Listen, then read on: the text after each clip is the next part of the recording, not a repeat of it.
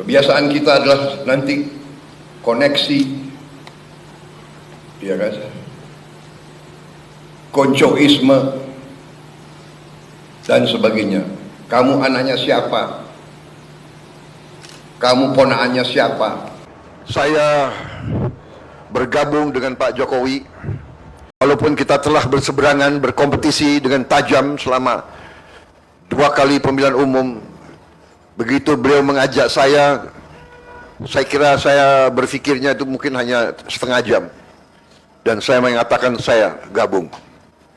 Waktu saya ditanya waktu saya mau maju atau tidak 2024 ini, saya terang-terangan mengatakan saya maju apabila saya direstui dan didukung oleh Pak Joko Widodo.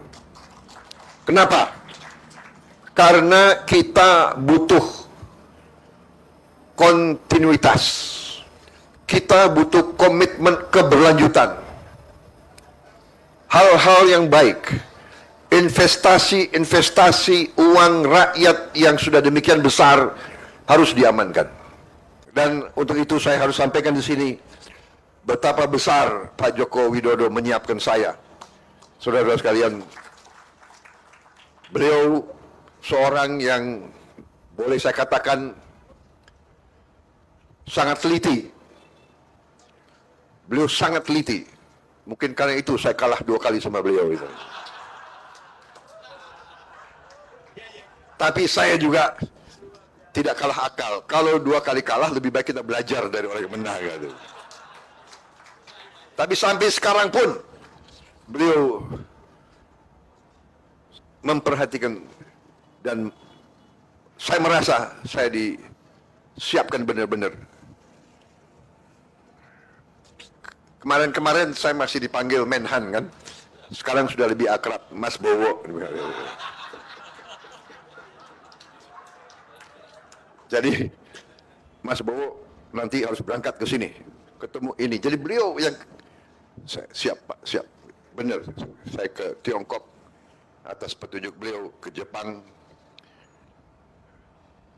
Sekarang saya diperintahkan untuk ke Timur Tengah, sangat penting. Jadi saya kira demikian.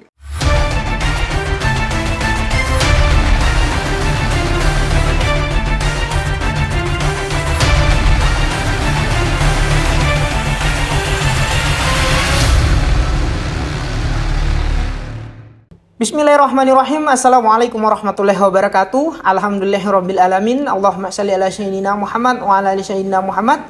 Sahabat-sahabat Bloko Soto Channel, semoga terus dalam keadaan sehat walafiat dan terus dalam lindungan Tuhan Yang Maha Esa. Balik lagi di Bloko Soto Channel dalam obrolan berita-berita populer. Hari ini Bobi Nasution, mantu Pak Joko Widodo, menuai perhatian publik setelah keputusannya yang menunjuk langsung pamannya sebagai PLH Sekretaris Daerah di Kota Medan. Hal ini tentu saja menuai pro kontra dan dianggap kontroversial, mengingat stigma yang terpelihara di publik kita terkait dengan salah seorang yang ingin membangun kerajaan bernama dinasti politik Joko Widodo, yang memang prosesnya sampai hari ini masih berlangsung bahkan menguat. Ya. Bukan hanya apa yang dilakukan oleh mantu Pak Joko Widodo, yaitu Bobi Nasution, anaknya Kaisang. Bahkan Bobi Nasution itu sendiri yang hari ini diusukan akan mencalonkan dalam kontestasi pilkada yang akan datang. Bukan hanya sampai kepada itu, asisten pribadi dari Pak Joko Widodo dan Ibu Iriana yang juga hari ini dikabarkan, diisukan akan mendaftarkan diri dalam kontestasi pilkada yang akan datang nanti, sahabat-sahabat semua. Diketahui bahwa Beni Sinomba Siregar atau paman dari Bobi Nasution itu sendiri saat ini juga merangkap jabatan sebagai Kepala Dinas Pendidikan dan Kebudayaan di Kota Medan. Luar biasa nih sahabat-sahabat semua ya. Pakar mengatakan apa yang dilakukan oleh Bobi Nasution adalah salah satu langkah politik yang sangat berbau nepotis dan lebih dari itu melanggar tata pemerintahan yang baik dalam proses meritokrasi dalam sistem pemerintahan di Indonesia. Mengingat bahwa seharusnya yang dilakukan oleh Bobi Nasution tidak semerta-merta langsung mengangkat orang terdekat beliau, tetapi untuk kemudian melakukan proses seleksi kepada orang-orang yang di bawah jabatan dari sekretaris daerah, atau dalam artian tidak langsung jabatan sekretaris daerah diisi oleh jabatan yang jauh melangkahi jabatan-jabatan di bawah sekretaris daerah namun di atas jabatan kepala dinas. Tetapi hal itu sepertinya sangat dinafikan oleh Bobi Nasution. Ya, apakah ini merupakan bagian dari salah satu perencanaan penguatan terhadap dinasti politik Joko Widodo?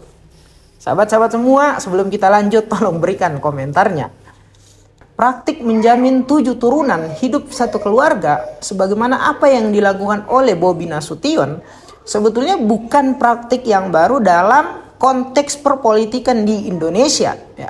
Mengingat hal ini sudah terbangun dari level tingkat paling bawah, tingkat pedesaan, tingkat daerah sampai dengan tingkat politik elektoral nasional.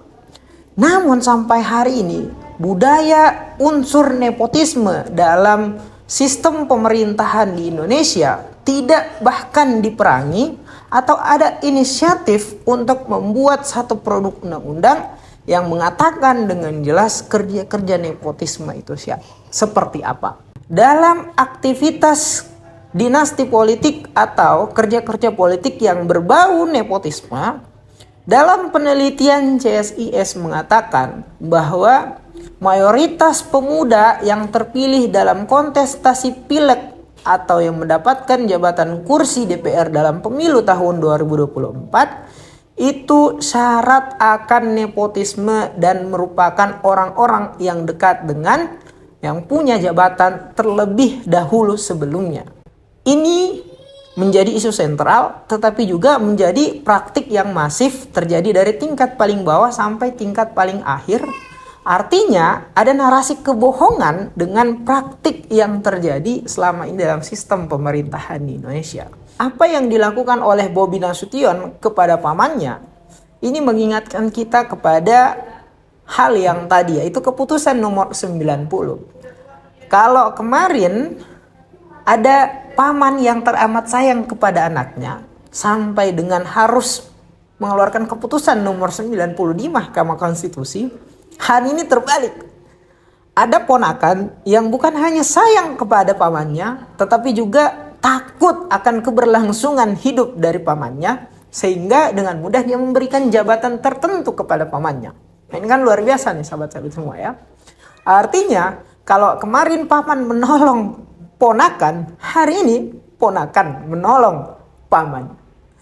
Dan luar biasanya hal ini dilakukan oleh si satu keluarga tadi yang dalam stigma publik dia adalah orang yang ingin membangun satu kerajaan baru dalam sistem pemerintahan Indonesia yang diatasnamakan dinasti politik Joko Widodo.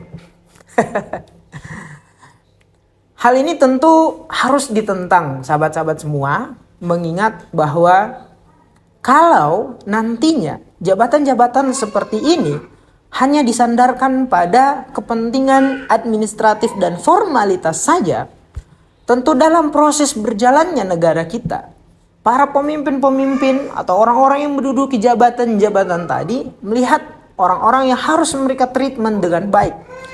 Rakyatnya itu dianggap hanya sebatas formalitas dan administratif saja.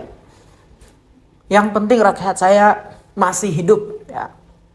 Persetan, urusan, memunafikkan segala macam yang misalnya menjadi nasib rakyat kecil hari ini, nasib orang-orang yang masuk dalam kategori kemiskinan ekstrim, orang-orang yang hari ini sulit mengakses pekerjaan, orang-orang yang hari ini sulit mengakses keadilan dalam proses penegakan hukum, orang-orang yang hari ini bahkan tidak tahu mau hidup seperti apa besok, dan orang-orang yang hari ini terus mengharapkan akan adanya keadilan yang dilahirkan oleh pemerintah-pemerintah, orang-orang yang pernah menjanjikan keadilan itu kepada mereka. Padahal kalau kita lihat di sisi lain, sahabat-sahabat semua, orang-orang yang justru menanggungi kebijakan ketenaga kerjaan kita di Indonesia adalah orang-orang yang tidak harus memenuhi syarat-syarat dalam perekrutan pekerja